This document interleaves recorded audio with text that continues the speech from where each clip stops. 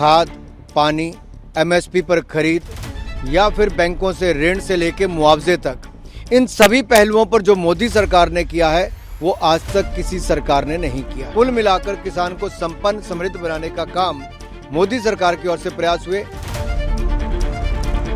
दिया था किसान संगठनों से मिलने के लिए, वो आए, वार्ता भी बहुत अच्छी हुई और अगली वार्ता का समय भी रविवार का तय हुआ है। मुझे पूर्ण विश्वास है रविवार को भी अच्छे वातावरण में बातचीत होगी और इन मुद्दों के हल के लिए हम आगे बढ़ेंगे।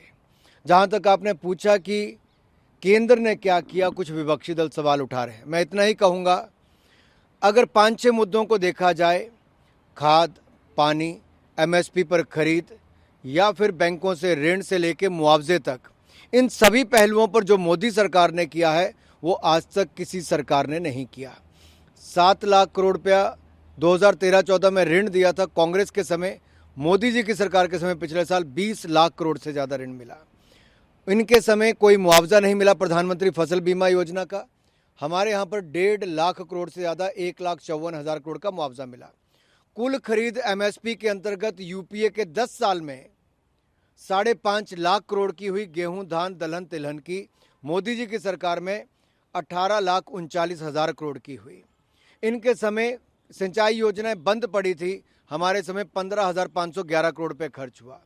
यही नहीं, इनके समय बजट 27,662 करोड़ था, हमारे समय बजट 1,25,000 करोड़ एक साल का है, यानी कि 1 लाख करोड़ रुपया एक साल का ज़्यादा, 5 गुना ज़्यादा बजट।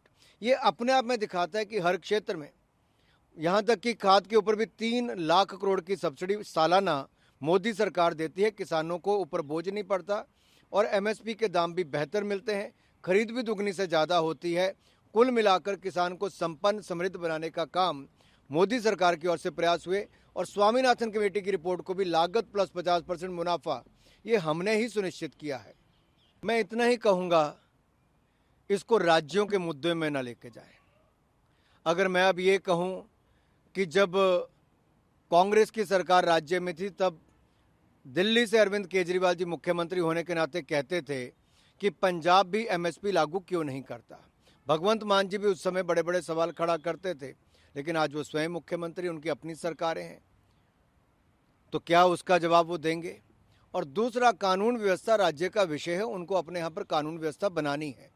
मुझे पूर्ण विश्वास है प्रदर्शनकारी भी कोई हिंसा, आगजनी, तोड़फोड़ नहीं करेंगे और राज्य की सरकार भी आंदोलन शांतिपूर्वक होगा तो वैसे ही व्यवहार करना